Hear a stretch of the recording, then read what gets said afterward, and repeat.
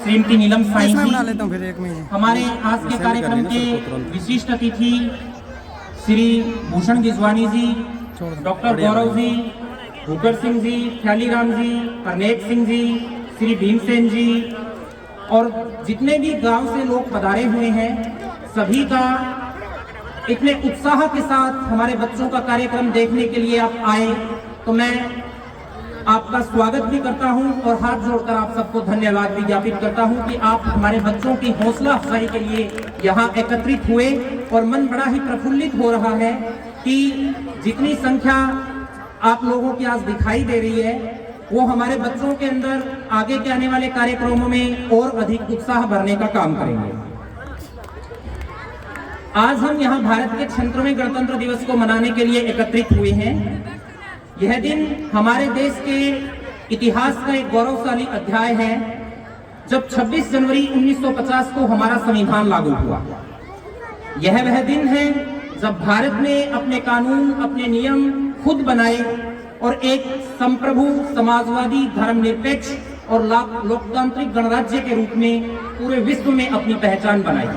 और वो पहचान कि आज भारत पूरे विश्व का सबसे बड़ा लोकतंत्र है। यह दिन न केवल हमारे संविधान के निर्माताओं के योगदान को याद करने का है, बल्कि हमें हमारे कर्तव्यों और हमारी जिम्मेदारियों का भी बोध कराता है। तो बेटा, आपका कर्तव्य क्या है? इधर मेरी तरफ ध्यान दे बच्चे, आपसे पूछ रहा हूँ, आपका कर्तव्य क्या है? आज 26 जनवरी के दिन हमें सबको अपने कर्तव्य याद करने हैं। तो आपका कर्तव्य है अच्छे से पढ़ाई करना।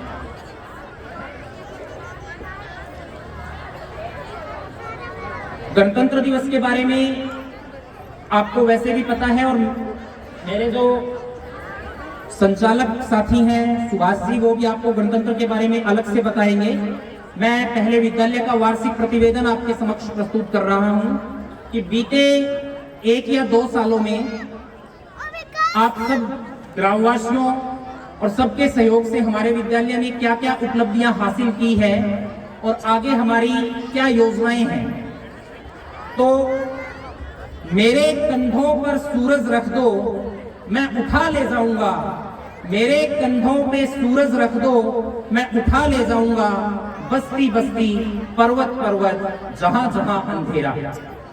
आपके सामने अग्रिम पंक्ति में जो लोग बैठे दिखाई दे रहे हैं, ये समस्त विभूतियां कहीं ना कहीं इन्हीं 4 पंक्तियों का प्रतिनिधित्व करती है। अगले 5 मिनट में मैं प्रयत्न करूंगा कि आप तक पहुंचा पाऊं कि पिछले कुछ समय से हमारे गांव में शिक्षा के स्तर को सुधारने और विद्यालय के विकास के लिए हमारे स्टाफ द्वारा, गांव के जो मौजूद व्यक्ति जो अग्रिम पंक्ति में बैठे हैं और अन्य ग्रामीण, आप सबके सहयोग से हमारे द्वारा क्या क्या प्रयास किए जा रहे हैं। साथ ही मैं आपको बता पाऊं कि हमारा पीएम श्री स्कूल, प्रधानमंत्री स्कूल फॉर राइजिंग इंडिया क्या है, हमारी भारत सरकार और हरियाणा सरकार का इन स्कूलों की स्थापना के पीछे क्या उद्देश्य है। तो मैं थोड़ी सी पीछे से बात करूंगा। स्वतंत्रता भारत को जैसे ही मिली 1947 में, तो हमारे देश में एक लंबे समय तक शिक्षा का अकाल रहा। अकाल इस अर्थ में रहा कि भारत में स्वतंत्रता के बाद 1947 के बाद जितनी भी शिक्षा नीतियां बनी, वे कहीं ना कहीं अंग्रेज सरकार की 19वीं सदी में जो लॉर्ड मैकाले ने शिक्षा नीति बनाई थी, उसी शिक्षा नीति की को दुरुस्त किया गया था। नई शिक्षा नीति नहीं बनाई गई थी। इसकी शुरुआत हुई हमारे भूतपूर्व प्रधानमंत्री श्री अटल बिहारी जी वाजपेयी द्वारा सर्व शिक्षा अभियान का प्रारंभ कर, जो कि भारत की स्कूली शिक्षा को एक नई पहल और नई दशा देने का पहला प्रयास था। और वो भी जो उस समय 1996 के अंदर प्रस्फुटित हुआ, उसको नई शिक्षा नीति 2020 के द्वारा हमारी तत्कालीन भारत सरकार के द्वारा अपने मुकाम पर पहुंचाया गया। यह भारत की प्रथम शिक्षा नीति है जो अंग्रेजों की शिक्षा नीति की नकल न होकर भारतीय वेदों और उपनिषदों के पंचचक्र के सिद्धांत पर आधारित है। और इसीलिए पूरे वर्ल्ड में हमारी भारत सरकार ने एक नारा दिया है, making of an education super power. हमारा लक्ष्य यह है कि पूरे विश्व के अंदर भारत को एक एजुकेशन सुपर पावर बनाया जाएगा। और इसी राष्ट्रीय शिक्षा नीति का जो शोकेस स्कूल है कि हम एक, जैसे अपने दुकानों पे जाते हैं ना बेटा, आपको बता रहा हूं बच्चों, कपड़ों की दुकान पे जाते हैं, बाहर एक बुक लगाया होता है ना, भी यहाँ उसको जो दुकान की सबसे सुंदर ड्रेस होती है वो पहना के उसको खड़ा कर दिया जाता है कि यहाँ पे ये चीजें अवेलेबल है। तो जो राष्ट्रीय शिक्षा नीति का शोकेस स्कूल है वो है पीएम श्री स्कूल, यानी कि हमारा स्कूल। ठीक है, तो इतने लक्ष्य को जब एक साथ प्राप्त करना था और देश में जो पुरानी शिक्षा नीति चली आ रही थी उसको परिवर्तित करना एक बड़ी चुनौती थी। और हमारे लिए, सबके लिए गर्व की बात है और ताली बजाने वाली बात है कि इस चुनौती को स्वीकार किया सबसे पहले हमारे राज्य हरियाणा ने और हरियाणा सरकार ने कि राष्ट्रीय शिक्षा नीति 2020 को लागू करने का लक्ष्य लिया गया था कि 2030 तक पूरे भारत में यह शिक्षा नीति लागू की जाएगी। भारत सरकार का यह लक्ष्य था, पर हमारी हरियाणा सरकार द्वारा यह कहा गया कि हम 2030 तक नहीं, 2025 तक हरियाणा के अंदर राष्ट्रीय शिक्षा नीति को लागू कर देंगे। और ये अभी 4वीं कक्षा तक लागू हो चुकी है, अगले साल 8वीं कक्षा तक लागू हो जाएगी और उससे अगले साल शायद 12वीं कक्षा तक लागू हो जाएगी। तो जयशंकर प्रसाद की ये जो पंक्तियां हैं कि वह पथ क्या पथिक कुशलता क्या, वह पथ क्या पथिक कुशलता क्या, जिस पथ में बिखरे शूल ना हो, नाविक की धैर्य परीक्षा क्या, जब धाराएं प्रतिकूल ना हो। आज से लगभग 2 साल पहले एक कार्यक्रम था और आपके समक्ष इसी मंच पर खड़े होकर मैंने आप सबको ये कहा था कि हमारा विद्यालय एलनाबाद खंड के सरकारी विद्यालयों के टॉप 5 के अंदर है। पर आज मैं बड़े गर्व के साथ आपको बताना चाहूंगा कि विद्यार्थी संख्या के हिसाब से हमारा विद्यालय पूरे एलनाबाद खंड में दूसरे स्थान पर आ चुका है। पर आपकी तालियां मैं इस बात के लिए चाहूंगा कि विद्यार्थी सुविधाओं के मामले में हमारा विद्यालय एलनाबाद खंड के सभी सरकारी स्कूलों में पहले स्थान पर है।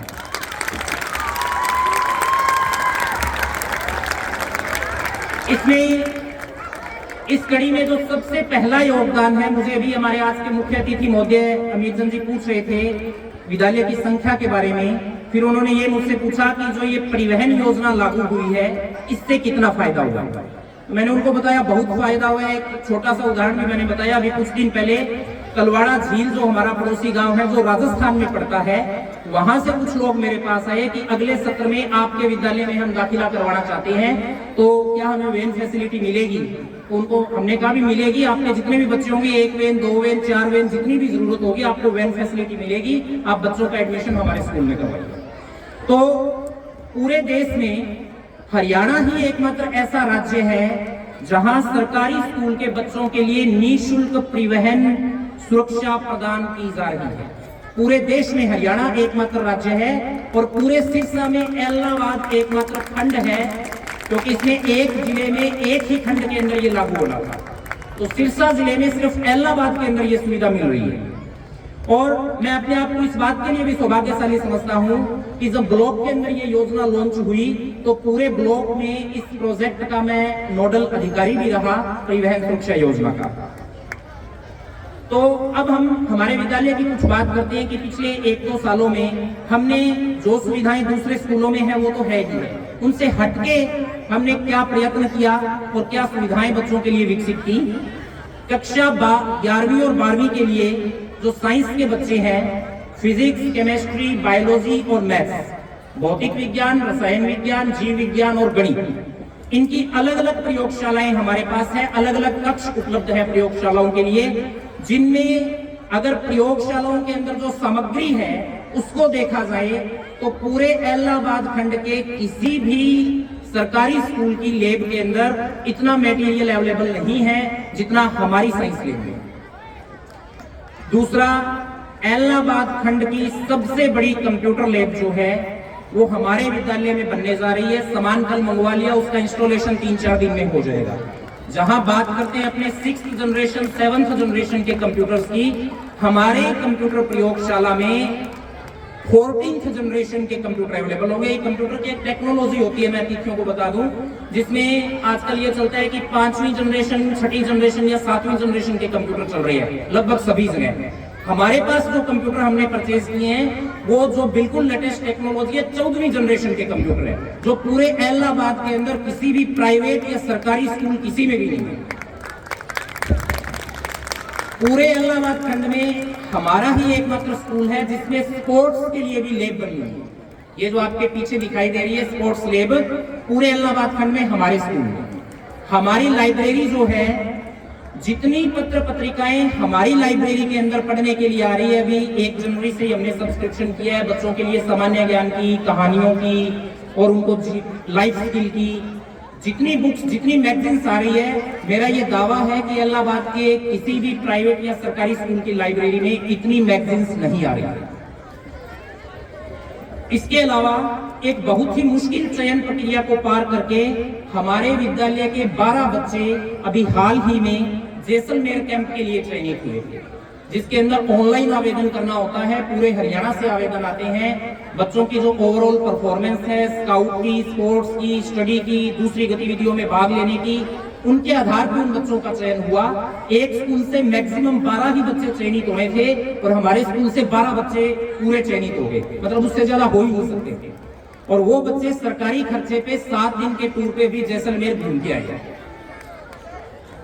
अभी हाल ही में मैसेज आया था कल शाम को ही कि कल और परसों 2 दिन एडीसी महोदय जो हैं सिरसा, डीसी के बाद एडीसी की पोस्ट होती है बेटा, एडीसी महोदय को 10 बच्चों से मिलना था एक खंड में। एक ब्लॉक के सिर्फ 10 बच्चों से मिलना था, उनके साथ बातचीत वो करना चाहते थे। 10 बच्चों के साथ 1 घंटे लगातार वो बातचीत करेंगे। उन 10 बच्चों का चयन होना था और आप सबकी तालियां इस बात पे गूंजे कि इलाहाबाद से जिन 10 बच्चों का चयन होना था उनमें से 5 बच्चे हमारे स्कूल के।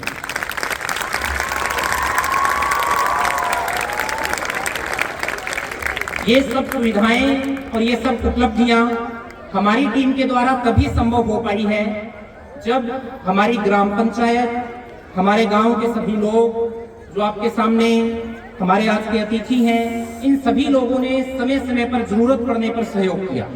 मेरे सामने मंच पर जो भी लोग बैठे हैं, मेरे एक फोन कॉल पर जब भी जैसे भी सहयोग की आवश्यकता हुई सब तैयार रहे। मैं इसके लिए आप सबका तहे दिल से धन्यवाद करता हूं। और बेटा इन सब उपलब्धियों में, सब चीजों में सबसे बड़ा जो योगदान रहा वो रहा आप सबका, हमारे इन प्यारे प्यारे बच्चों का आप सबका योगदान रहा। बिना किसी को कोई सजा दिए, बिना किसी को कुछ कहे हमने एक इनिशिएटिव लिया था। अमनदीप सर आपको इसके बारे में भी विस्तार से बताएंगे अभी आगे, नहीं तो मेरे शब्द थोड़े ज्यादा लंबे हो जाएंगे, समय ज्यादा लग जाएगा। कि बिना किसी बच्चे को कोई सजा दिए सिर्फ 15 दिन में सिर्फ प्रोत्साहन देकर इन बच्चों को 6 से 9 कक्षा के सभी बच्चों को हमने क्लास वाइज स्टार्ट किया था। 15 दिन के अंदर सभी बच्चों ने अपनी यूनिफॉर्म कंप्लीट कर ली, जूते, जुराब और सब चीजें, सिर्फ प्रोत्साहन से। किसी भी बच्चे को डांटने की भी जरूरत नहीं पड़ी। हुआ था ना बेटा ऐसा? तो बजाओ अपने लिए तालियां, बजानी आपको बजाओ।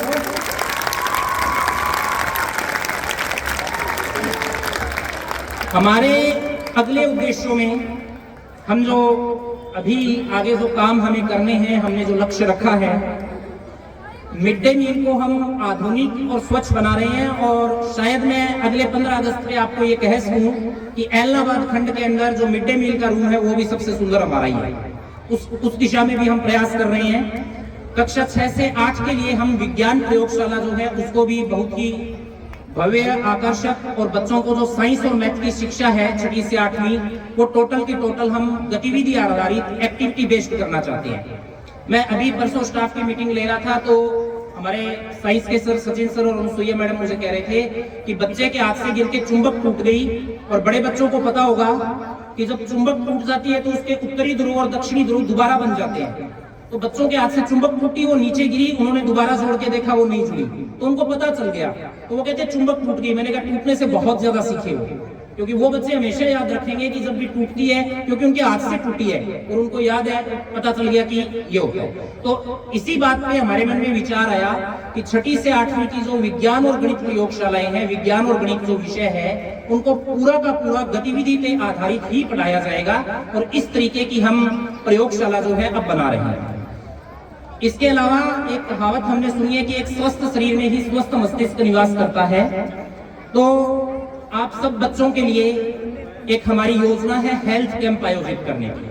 हेल्थ कैंप अभी इसी माह में, फरवरी माह में हम आयोजित करने जा रहे हैं, जिसमें लगभग सभी प्रकार के विशेषज्ञ डॉक्टरों को बुलाकर बच्चों के पूरे शरीर का परीक्षण किया जाएगा और ग्रामवासियों, ग्राम पंचायत और अन्य मोजीज व्यक्तियों के सहयोग से बच्चों को कोई दवाइयां या जो भी चीज देनी होगी वो भी हम कोशिश करेंगे।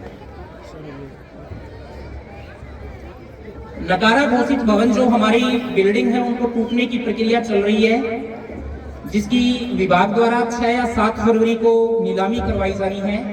इसके बाद हमारे विद्यालय की जो सबसे बड़ी जरूरत है आज के टाइम में, नए कमरों का निर्माण, वो भी जल्द ही विभाग से प्रक्रिया शुरू करवाने की कोशिश रहेगी।